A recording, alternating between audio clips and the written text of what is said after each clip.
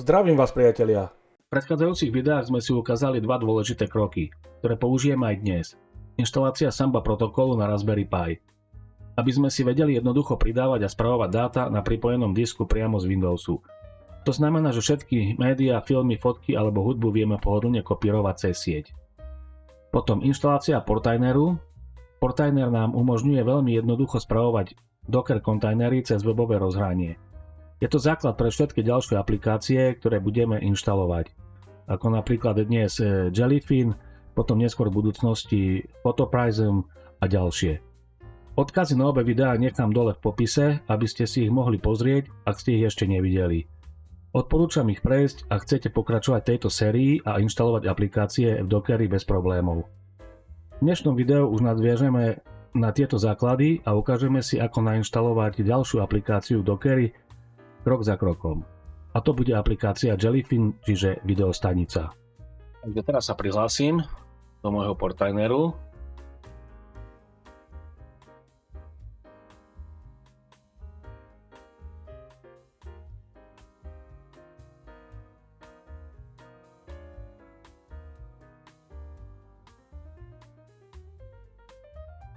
Takže som prihlásený. Tu si takto v krátkosti prejdeme jednotlivé položky. Takže Portainer vie spravovať viacero Docker prostredí naraz. To znamená, že z jedného Portaineru môžem ovládať Docker na viacerých zariadeniach. Napríklad na Raspberry Pi, na serveri, v pivnici, trebárs, alebo na virtuálnom stroji v Proxmoxe. V mojom prípade mám len jedno prostredie, ktoré sa volá Local. To je Docker, ktorý beží priamo na tomto Raspberry Pi. By som chcel pridať ďalšie prostredie, stačí ísť do Environments, tu, a pridať ďalšie prostredie, čiže pripojiť ďalší Docker, buď cez IP adresu, alebo pomocou Portainer agenta. Ale bežný používateľ to nepotrebuje, ale je dobre vedieť, že Portainer dokáže spravovať viacero serverov z jedného miesta. Ja sa vrátim do Dashboard. Toto je Dashboard, hlavná stránka Portaineru. Tu mám rýchly prehľad o mojom Docker prostredí. Vidím, koľko kontajnerov beží, koľko je ich zastavených, koľko mám images a volumes. Je to rýchly status môjho servera, aby som hneď vedel, či všetko funguje. Dashboard neslúži na nastavovanie, ale na kontrolu, keď niečo nefunguje. Väčšinou to vidím práve tu, napríklad zastavený kontajner alebo chybu v prostredí. Ďalšia karta je Templates. Templates sú predpripravené šablóny kontajnerov, ktoré Portainer ponúka. V minulosti to bola užitočná funkcia, ale dnes sa veľmi nepoužíva, pretože tieto šablóny sú už často zastarané, neaktuálne alebo neobsahujú správne nastavenia pre moderné verzie aplikácií. Preto ja osobne templates nepoužívam. Vždy si radšej vytvorím kontajner ručne alebo použijem Docker Compose, aby som mal nad všetkým kontrolu a aby som mal najnovšie verzie aplikácií. Takže túto sekciu si len ukážeme, ale pri inštalácii Jellyfinu ju používať dnes nebudeme. Ďalšou položkou je Custom. Templates je ešte jedna položka Custom, na ktorú som si teraz klikol. Tá slúži na to, aby som si mohol vytvoriť vlastné šablóny kontajnerov. To znamená, že ak mám nejaký kontajner, ktorý často používam, môžem si z neho spraviť vlastnú šablónu a potom ho spúšťať jedným klikom. Ale je to skôr pre firmy alebo pre ľudí, ktorí nasadzujú rovnaké kontajnery na viacerých serveroch. Takisto bežný používateľ toto väčšinou nepotrebuje, pretože je jednoduchšie použiť Docker Compose alebo vytvoriť kontajner ručne. Takže túto sekciu vám len takto akože ukážem, ale pri inštalácii Jellyfinu ju takisto používať nebudeme. Ďalšou položkou je to spôsob, ako spúšťať kontajnery pomocou Docker Compose.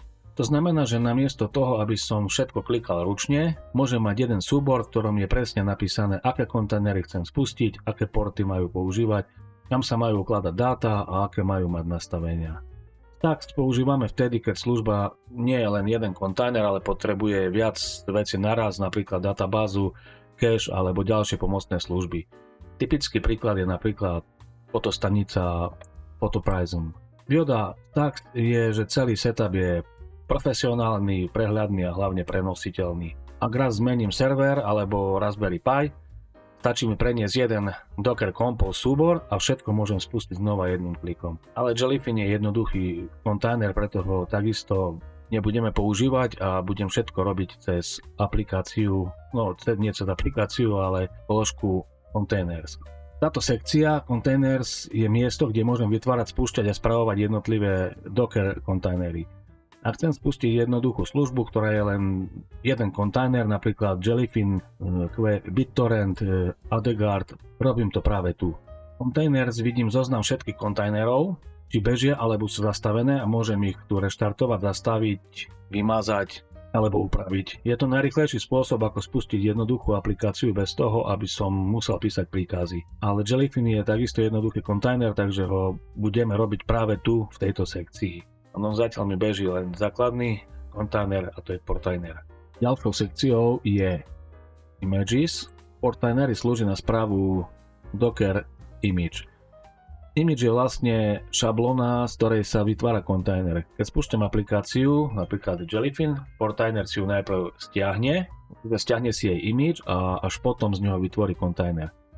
V tejto sekcii si potom môžem pozrieť všetky image, ktoré mám v systéme, môžem ich vymazať, ak ich už nepotrebujem, alebo si môžem stiahnuť nový image dopredu. Ale dôležité je vedieť, že z tejto sekcie sa aplikácie nespúšťajú. Image je len šablóna. Samotná aplikácia sa vytvára až v sekcii Containers. Bežný používateľ túto sekciu ani nemusí používať, pretože portainer si image stiahne automaticky pri vytváraní kontajnera. Images je skôr na kontrolu, poriadok a ručné stiahovanie, ak to niekto potrebuje.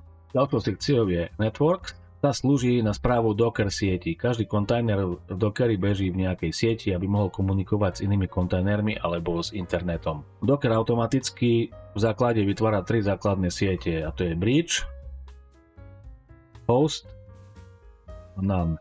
Keď vytvárame jednoduché aplikácie ako Jellyfin, väčšinou používam predvolebnú Bridge sieť. V tejto sekcii môžeme vidieť všetky siete, ktoré Docker používa a môžeme si vytvoriť aj vlastné siete. Vlastné siete sa používajú hlavne vtedy, keď chceme, aby sa niektoré kontajnery navzájom videli a komunikovali spolu, napríklad databáza a aplikácia. Bežný používateľ túto sekciu väčšinou nepotrebuje meniť, pretože portainer všetko zastaví automaticky, ale je dobre vedieť, že tu môžem kontrolovať, aké sieti, ktorý kontajner beží. Takže toto nebudeme potrebovať, lebo portainer si to nastaví sám. Ďalšia sekcia je Volumes. Sekcia Volumes portainery slúži na správu dát, ktoré Docker kontajnery používajú. Kontajner je dočasný, keď ho vymážem, všetko v ňom zmizne. Aby som o dáta neprišiel, Docker používa Volumes, čo sú trvalé úložiská mimo kontajnera. Volume je teda miesto, kde sa ukladajú dôležité súbory aplikácie, napríklad databázy, nastavenia alebo knižnice. Aj keď kontajner vymážem alebo vytvorím nový, dáta vo volume zostanú. V tejto sekcii môžem vidieť všetky volumes, ktoré moje kontajnery používajú. Môžem ich vymazať alebo vytvoriť nové. Bežný používateľ takisto túto sekciu väčšinou nepotrebuje meniť, pretože portainer vytvorí volume automaticky, keď spúšťam kontajner. Keď používam vlastné priečinky na disku, tzv. Bind mounts, tak volumes ani nepotrebujem, pretože dáta mám uložené priamo v mojom systéme. Ďalšia sekcia je Events.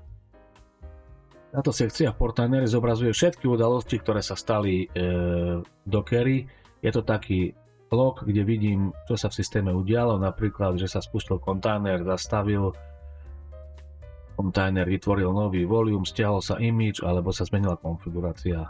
Tieto udalosti sú užitočné hlavne pri riešení problémov, keď potrebujem zistiť, čo sa presne stalo a kedy.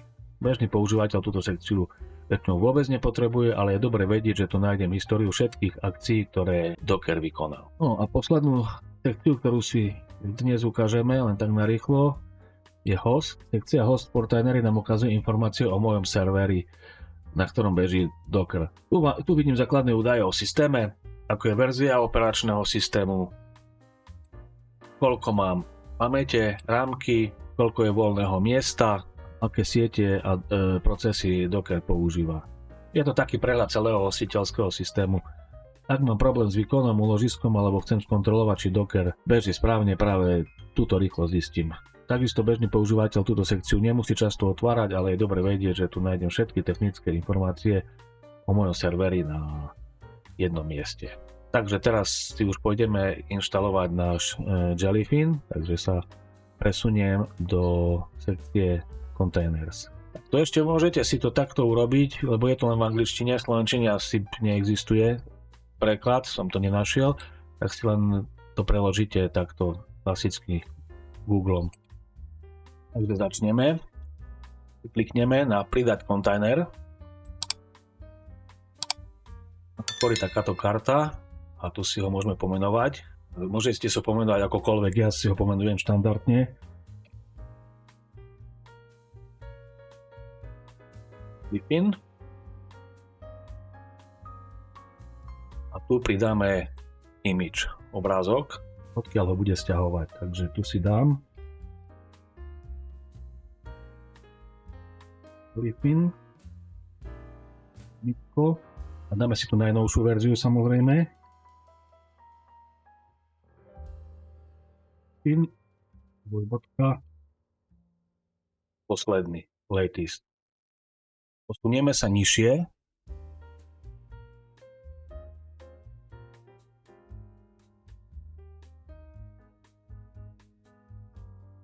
Položky rozšírené nastavenia kontajnera a tu si pridáme zväzky postupne.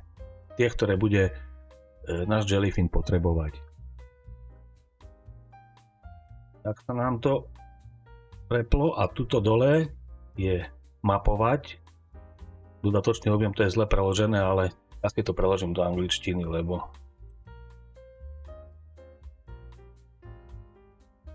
takže mapovať, pridávne zväzky, kliknem, už si dám, prepnem si tu na bind, dám config,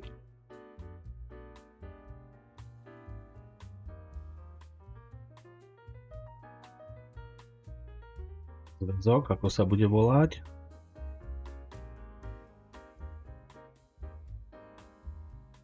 Pin, potržník, config. Teraz potrebujeme ešte, dáme si aj vyrovnovaciu pamäť, cache, takže dáme ďalší.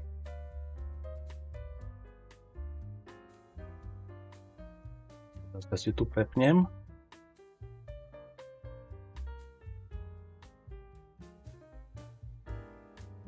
Tu si dám Jellyfin.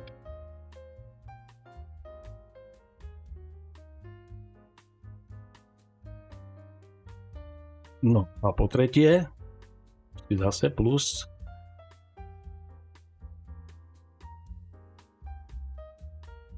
tu si nastavím, odkiaľ mi vlastne moja videostanica Jellyfin bude brať dáta, čiže filmy alebo fotky, proste všetky údaje. Pripojný bod si môžete dať akýkoľvek, je takto tuto prepnúm si na fajn, pripojný bod si môžete nazvať ako chcete, ja si ho nazvem media. Tu bude host, odkiaľ bude brať tie dáta. No, robili sme vo videu, nechám ako odkaz v popise videa, kde sme si pripájali pomocou Samba protokolu. Tak toto mám ja. Áno, a tuto v multimédiách mám ja moju videostanicu. A tu mám filmy a seriály.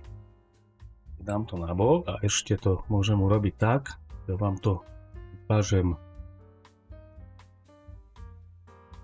Dám si sudo Midnight Commander, aby sme to lepšie videli. Tu je súborový systém mojej RPI staničky a pripájali sme to v tom videu do adresára serv.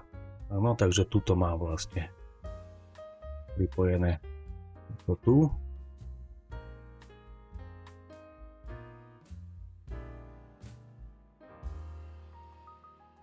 Multimédia. Vnútri je podadresár videostanica. Tu už mám moje filmy. Áno, a takto mám ich pekne potriedené. Čiže keď si toto pretnem, to je ten prípojný bod. Multimédia, videostanica, filmy. Tu ich mám. Len tak pre názornú ukážku. aby ste si to vedeli lepšie predstaviť. Takže tu si dám RV, to je ten adresár, ktorý som vám pred chvíľou ukazoval. Lomitko multimédia. Buď to nechám takto, že budem môcť pristupovať do celého tohto priečinka, že budem vidieť všetky tieto podadresáre, alebo len potom túto do videostanice.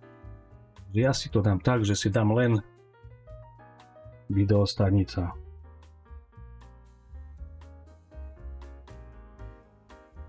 Budem mať len filmy. Ďalšou vecou ešte je, ktorú musíme urobiť, aby som nezabudol, tak sa tuto vrátime vyššie. Tu si nastavíme porty, z ktoré budeme pristupovať. No a tu je port kontajnera, ten bude stále 8096 pre videostanicu, to je predvolený port, a tuto si môžeme dať port, pomocou ktorého budeme pristupovať z nášho prehliadača. Môžeme si tam dať akýkoľvek, ktorý nie je samozrejme obsadený, ale aj najlepšie urobíte, keď si tam dáte takisto 8096. Dobre. Takže porty máme nastavené. Obraz máme tu. Zväzky takisto sme nastavili. No a keď toto všetko máme, tak tuto stlačíme na Deploy the Container. A počkáme, kým si stiahne vlastne ten image, ten obraz a kým sa naša videostanica, vlastne Jellyfin, nainštaluje. Môže to chvíľu trvať, možno minútku, dve. Vyzerá to, že máme náš Jellyfin nainštalovaný, práve štartuje. Máme aj porty, že malo by nám to fungovať.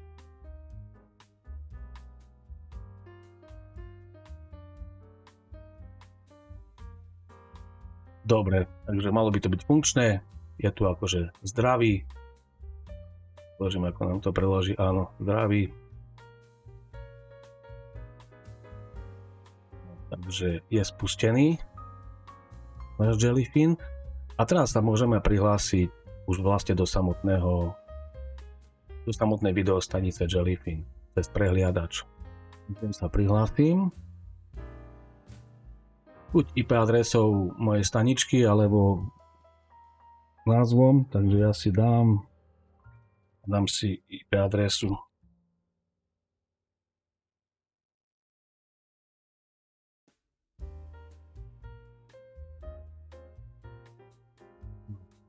Super, takže nám to ide. No, takže teraz si klasicky nastavím názov serveru, môžete si tam dať vy čo chcete, ja si dám zase Jellyfin Roma, tak si môžem dať preferovaný jazyk, slovenský jazyk, slovenčina, ďalšie používateľské meno, ktorým sa budete chcieť prihlasovať. Takisto si môžete dať čokoľvek a heslo samozrejme takisto.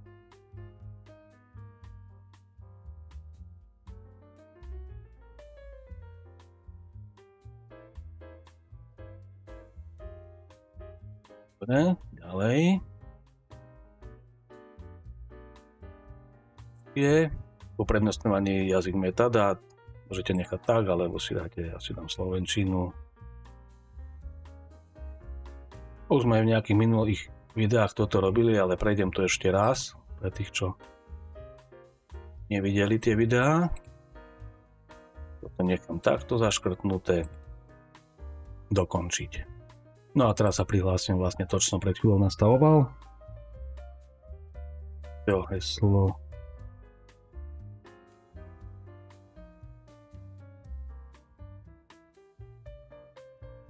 Dobre, takže toto sa nám tu otvorí, nič tu zatiaľ nemáme. lebo teraz si ideme vlastne na disk, kde máme uložené tie moje filmy, kde mám uložené, kde budete mať aj vy uložené, takže prejdeme si to, na tieto žiarky si klikneme, dáme dashboard, tu klikneme na knižnice,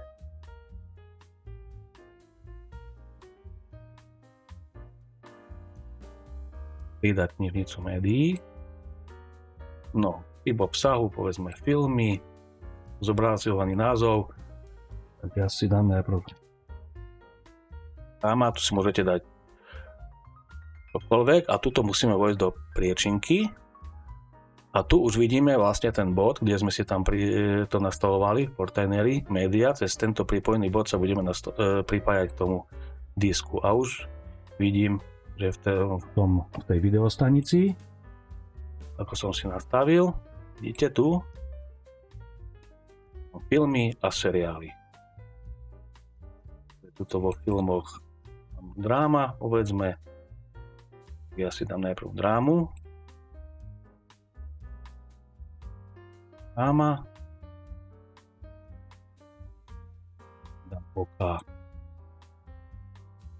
to nechám tak, zatiaľ nastavenia dakedy na budúce vysvetľujem, môžete aj sami potom pozrieť na internete, tam OK.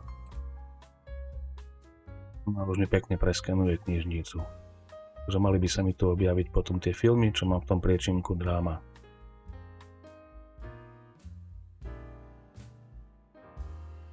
Takže tuto potom prejdem, hore si kliknem. No, a je to tu.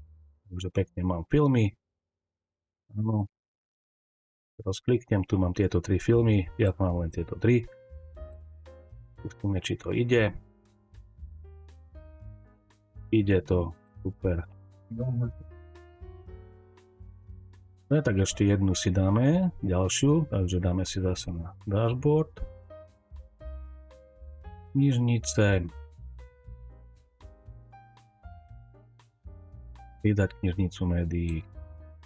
Idem pomaly čas si to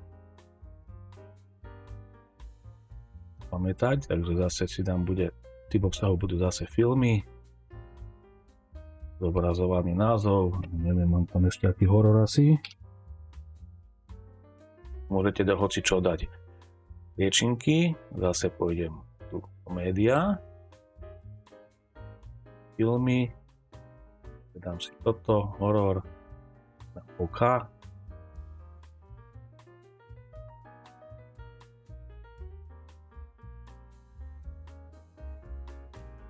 Skanuje ďalší priečinok. No a takto postupne budete mať ako viacej priečinkov, si ich prejdete. A ešte jednu vec by som chcel povedať, že kľudne vy, keď si tuto pridáte filmy, ja tu mám len povedzme pár, keď si tu zase pridáte do jednotlivých položiek, tak on automaticky vám preskenuje a vám pridá tie filmy do tej filmotéky, čo má vo vnútri.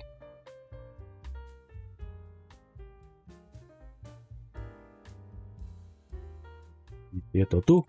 Tento obrázok on si sám doplní, môžete si potom aj vy tam dať, jak upraviť obrázky, to už je potom cez nastavenia. Už nejaké ďalšie video by som urobil potom na budúce na to. No, takže tam to ide, všetko nám ako funguje. Ešte tu by som vám chcel ukázať, tak pre zaujímavosť, kde nám vlastne uložilo tie naše súbory, keď sme to nastavovali v Portaineri. Takže zase som si dal Midnight Commander. Tam. Teraz. Tu do C.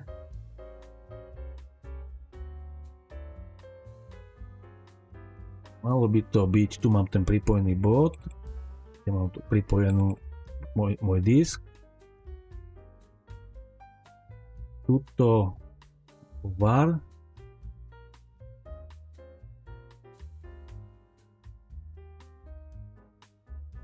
Lib. Ideme Docker.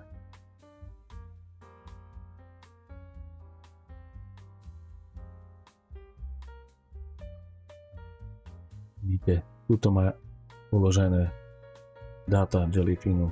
Vyrovnávacia pamäť, konfigurácia.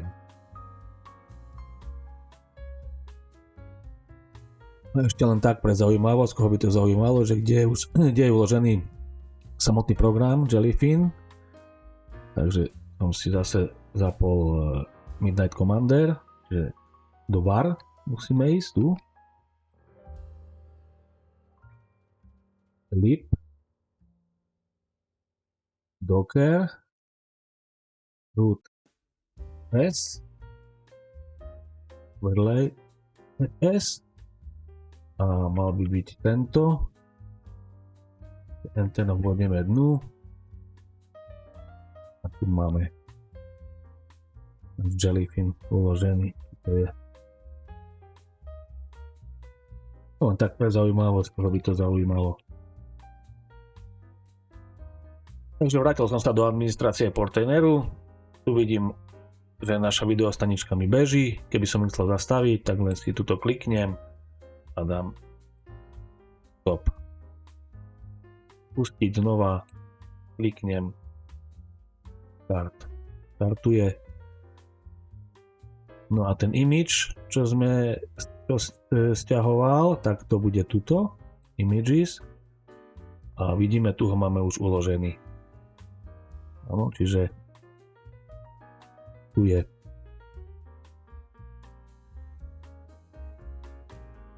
Potom tie zväzky, čo sme si nastavovali, volumes, tak to sú tu. Pekne vidíme, toto sme si vytvárali.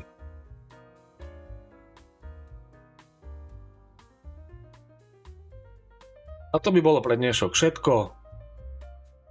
Prešli sme si celý proces krok za krokom, ukázali sme si, ako Docker na Raspberry Pi funguje a hlavne prečo je práve tento spôsob dobrý alebo ideálny. Je rýchly, čistý, bezpečný a všetko ostáva pekne oddelené od systému. Presne takto má vyzerať stabilná a dlhodobo udržateľná inštalácia. Ak ste video dopozerali až do konca, veľmi si to vážim. Ak vám pomohlo alebo ste sa niečo nové naučili, budem rád za like, komentár a samozrejme odber, aby ste neprišli o ďalšie časti tejto série. Ďakujem za pozretie a vidíme sa na budúce.